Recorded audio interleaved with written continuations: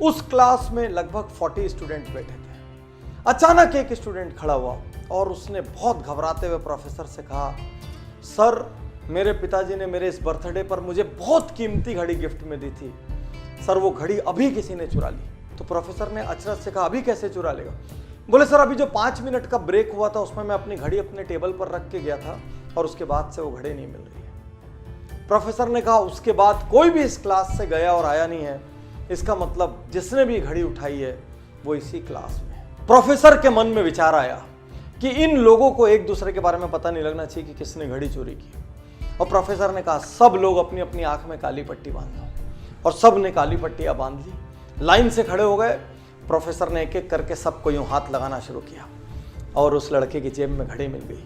Professor ने चुपचाप घड़ी निकाली, घड़ी निकाल के जो मालिक था मुस्कुराते हुए उसके हाथ में दे दी और क्लास नॉर्मल चलने लगी, किसी को नहीं पता चला। अगले 2-3 दिन तक वो लड़का घबराता रहा, हड़बड़ाता रहा, भयभीत रहा। उसको डर था मेरी बात आज खुल जाएगी, मेरा राज आज खुल जाएगा, लेकिन किसी को पता नहीं चला। धीरे धीरे वो सब कॉलेज से निकल गए।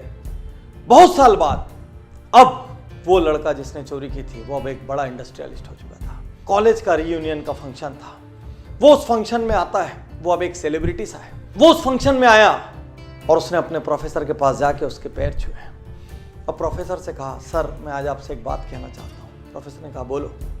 उसने कहा, सर मेरे जीवन पे आपका बहुत बड़ा कर्ज है, यदि आज मैं जिंदा हूँ तो आपके कारण हूँ। प्रोफेसर ने बोला, ऐसा क्यों? उसने कहा, सर आपको याद नहीं होगा, एक बार आपकी क्लास में एक घड़ी चोरी हुई थी और आपने सबकी जेब चेक की थी और मेरी जेब से वो घड़ी मिली थी, लेकिन सर आपने उस दिन वो बात किसी से नहीं की। मैंने निर्णय लिया था यदि उस दिन ये बात सबको पता लगी तो मैं सुसाइड कर लूँगा। सर आपने मुझे माफ़ कर दिया, उस दिन आपने मेरी इज्जत रख ली, उस दिन आपने मेरी सेल्फ रिस्पेक्ट रख ली।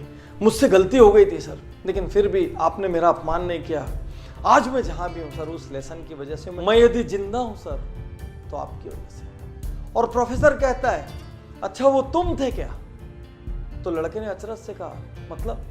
बोले, उस दिन मैंने तुम सबकी आंखें तो बंद कराई थी, लेकिन साथ साथ मैंने अपनी आंखों में भी पट्टी लगा ली थी ताकि मुझे भी नहीं पता चले मेरे कौन से स्टूडेंट ने ये काम किया है। मैं नहीं चाहता था मेरे अपने किसी स्टूडेंट की वैल्यू मेरी नज़रों में हल्की हो या मैं किसी के साथ दुर्व्यवहार करूं। ये सुनते ही वो लड़का जो अब एक नामी इंडस्ट्रियलिस्ट था, उसकी आंखों में आंसू आ गया और वो प्रोफेसर के गले लग के 2 मिनट तक रोता रहा।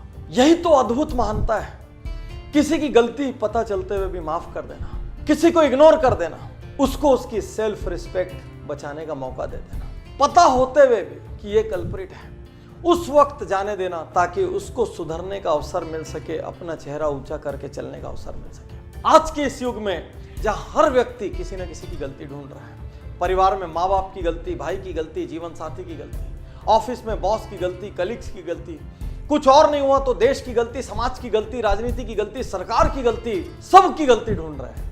ऐसे में क्या हमको ऐसे लोग नहीं चाहिए जो एक दूसरे को माफ कर सके? माफ करना और माफी मांगना ये कायर नहीं कर सकते, ये शक्तिशाली लोगों का काम है। साथियों, इस कहानी ने मुझे इतना इंस्पायर किया।